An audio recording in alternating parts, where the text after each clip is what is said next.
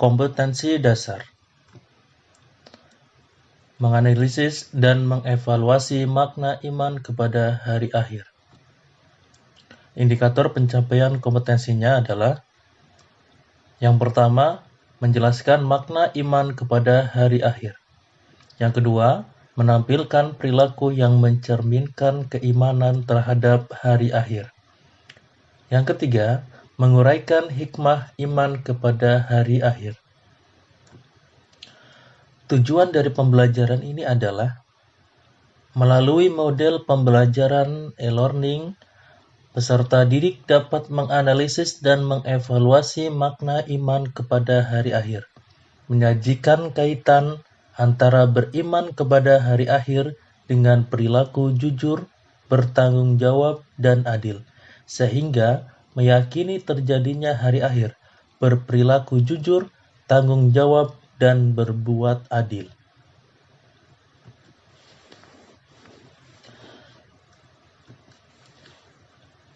Memahami makna beriman kepada hari akhir.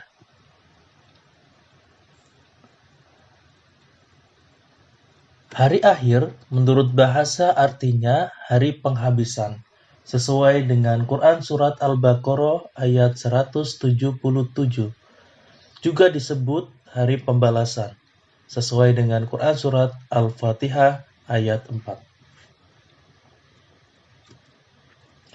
Sedangkan hari akhir menurut istilah adalah hari mulai hancurnya alam semesta, berikut isinya dan berakhirnya kehidupan semua makhluk Allah Subhanahu wa Ta'ala.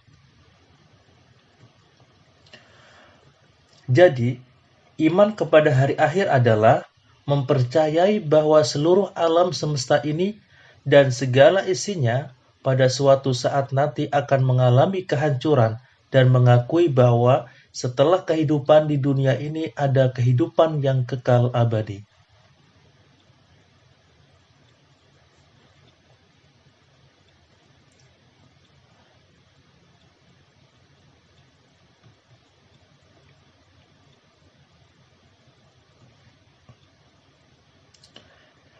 Hari akhir menurut Al-Quran.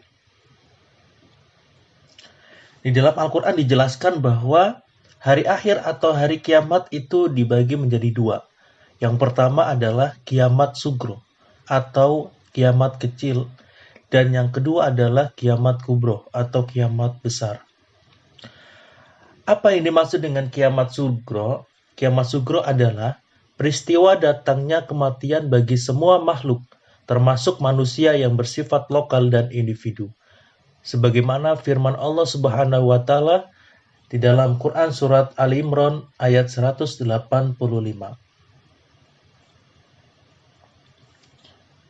Kullu nafsin dha'iqatul maut. Tiap-tiap yang bernyawa pasti merasakan mati. Nah, sedangkan kiamat kubro adalah peristiwa berakhirnya seluruh kehidupan makhluk dan hancur leburnya alam semesta secara total dan serentak. Sebagaimana firman Allah Subhanahu wa Ta'ala di dalam Quran Surat At-Takwir ayat 1-3. Idza syamsu kuwirat wa idzan nujumu kadarat wa idzal jibalu suyirat. Apabila matahari digulung, apabila bintang-bintang berjatuhan, dan apabila gunung-gunung dihancurkan.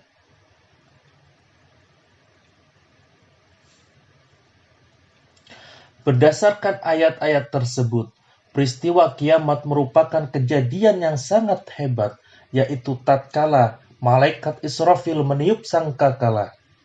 Kemudian bumi diangkat, gunung-gunung dibenturkan, dan terjadilah kerusakan hebat. Langit pecah bergelegar, benda-benda bumi bertebaran laksana kabut, sementara manusia akan kacau balau, kebingungan hanya Allah Subhanahu wa Ta'ala saja yang maha kekal.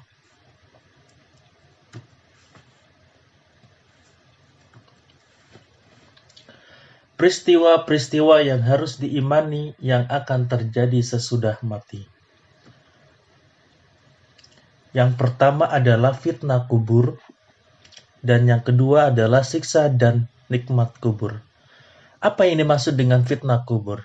Yaitu beragam pertanyaan yang diajukan kepada orang yang sudah meninggal tentang Tuhannya, tentang agamanya, tentang nabinya, tentang imannya, serta tentang kiblatnya. Sedangkan siksa dan nikmat kubur. Siksa kubur diperuntukkan bagi orang yang zolim, orang yang munafik, orang yang kafir, dan orang yang musyrik. Sedangkan nikmat kubur diperuntukkan bagi orang yang baik amal ibadahnya di dunia.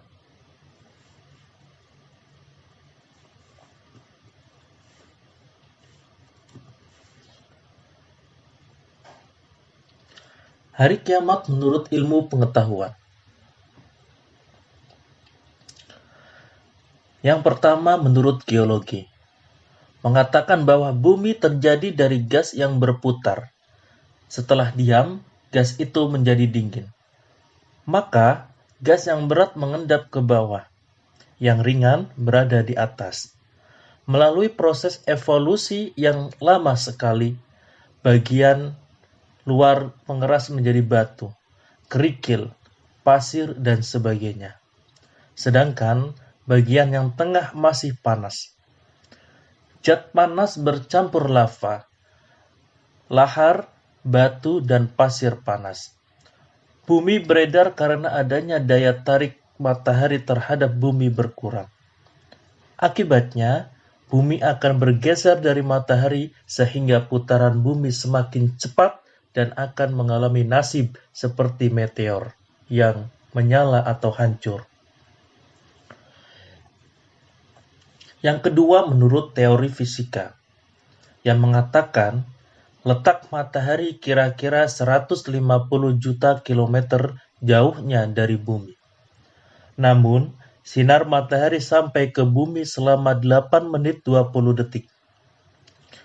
Garis tengah matahari sama dengan 1,4 juta kilometer. Dan luas permukaannya 616 kali 1010 kilometer, sama dengan 622.160 kilometer.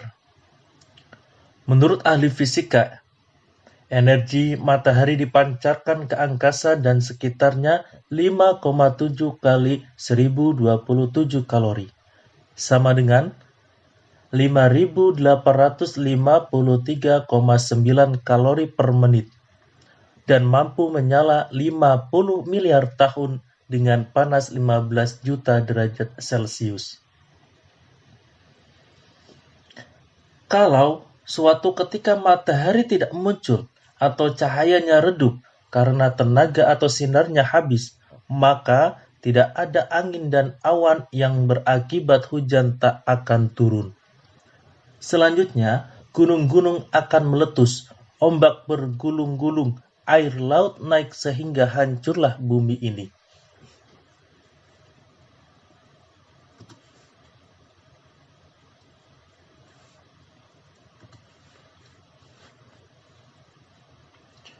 Periode hari akhir.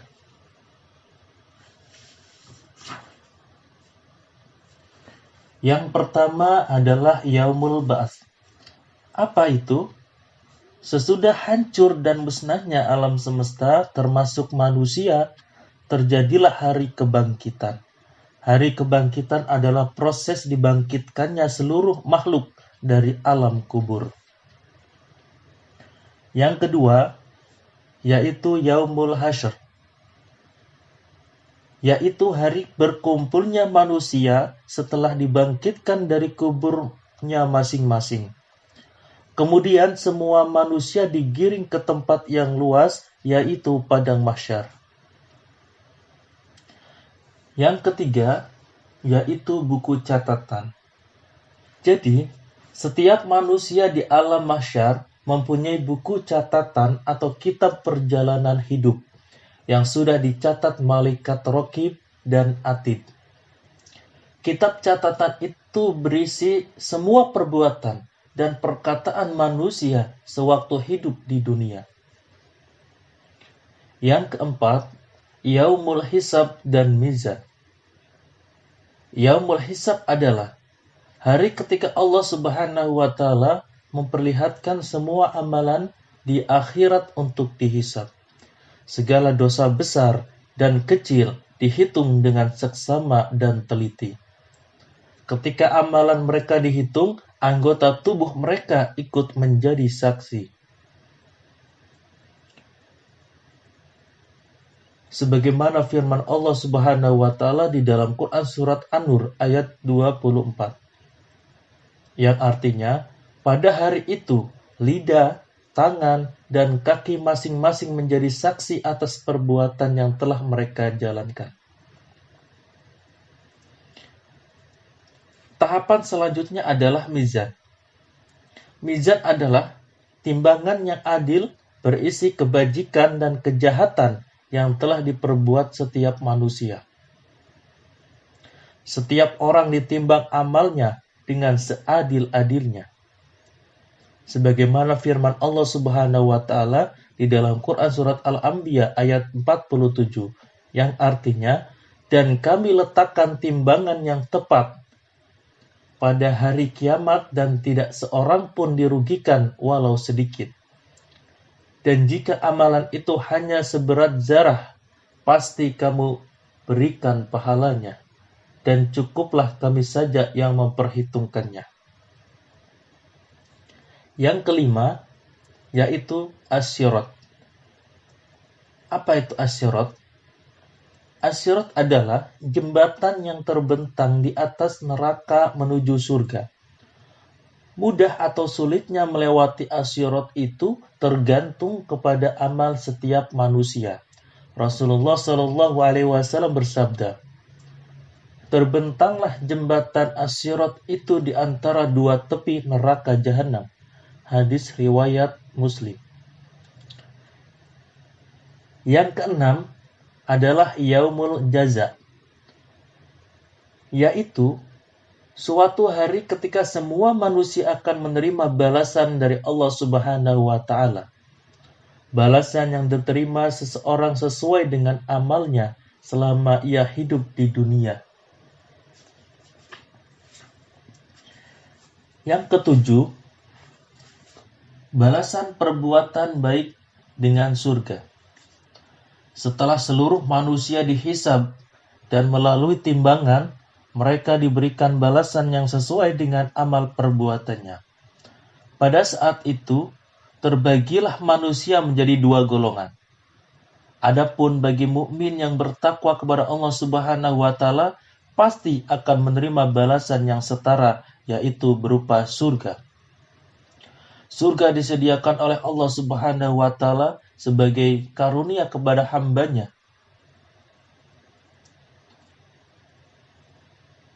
Yang kedelapan, balasan perbuatan buruk dengan neraka.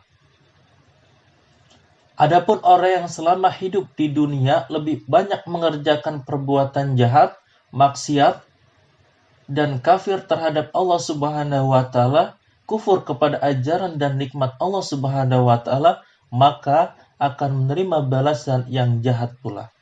Sebagian kegetiran dan kerasnya siksaan neraka digambarkan melalui firman Allah Subhanahu wa taala di dalam Quran Al-Ghasyiyah ayat 4-7, yang artinya memasuki api yang sangat panas.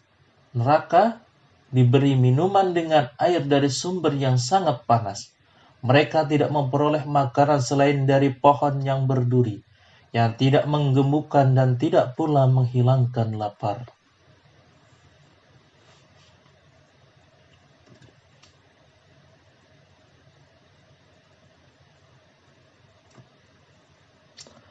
Hakikat beriman kepada hari akhir.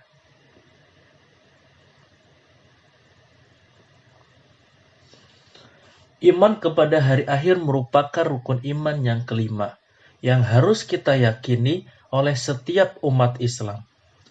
Sebagai perbuatan yang dilakukan oleh setiap manusia, baik maupun buruk, akan dipertanggungjawabkan di akhirat kelak. Oleh sebab itu, keimanan kepada hari akhir hendaknya dijadikan landasan utama untuk menyadarkan diri agar selalu taat kepada ajaran Allah Subhanahu wa taala. Banyak ayat dan hadis yang memerintahkan kita agar meyakini datangnya hari akhir. Di antaranya adalah firman Allah Subhanahu wa taala pada Quran surat Al-Baqarah ayat 4 berikut. Walladzina yu'minuna bima unzila ilaika wa ma unzila min qablik wa bil akhirati hum yuqinun. Dan mereka yang beriman kepada Al-Quran yang diturunkan kepadamu Muhammad dan kitab-kitab yang telah diturunkan sebelum engkau, dan mereka yakin akan adanya akhirat.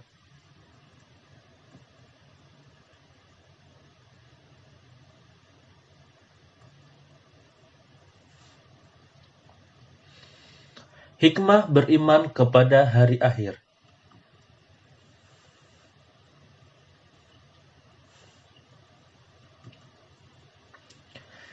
Yang pertama, muncul rasa kebencian yang dalam kepada kemaksiatan dan kebejatan moral yang mengakibatkan murka Allah Subhanahu wa taala di dunia dan akhirat.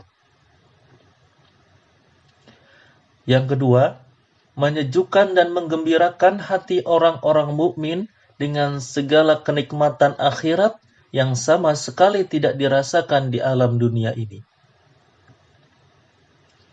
Yang ketiga, senantiasa tertanam kecintaan dan ketaatan terhadap Allah Subhanahu wa taala dengan mengharapkan maunahnya pada hari itu. Yang keempat, senantiasa termotivasi untuk beramal baik dengan ikhlas. Yang kelima, senantiasa menghindari niat-niat yang buruk apalagi melaksanakannya.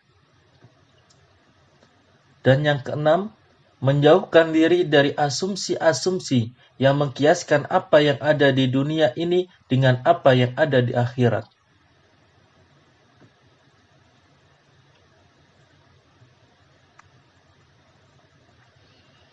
Perilaku yang menggambarkan kesadaran beriman kepada hari akhir. Yang pertama, menyadari bahwa semua perbuatan selama di dunia akan dipertanggungjawabkan di hadapan Allah Subhanahu wa taala. Untuk itu, segala sikap dan perilaku kita harus selaras dengan tuntunan agama. Yang kedua, menyadari bahwa manusia itu sangat kecil di hadapan kebesaran Allah Subhanahu wa taala, sehingga diharapkan dapat menghilangkan sikap takabur atau sombong dalam dirinya. Yang ketiga, selalu berusaha melakukan amal solih dan menghindari semua perbuatan yang bertentangan dengan norma agama. Yang keempat, membiasakan diri dengan akhlakul karimah, seperti mawas diri, rendah hati, peduli kepada sesama, dan lain-lain. Yang kelima, selalu berusaha mendekatkan diri kepada Allah Subhanahu wa taala, baik dengan melakukan ibadah ritual seperti sholat maupun dengan ibadah sosial, yaitu semua kegiatan yang bermanfaat bagi sesama. Yang keenam, termotivasi untuk selalu bekerja keras dan menjauhi kemalasan.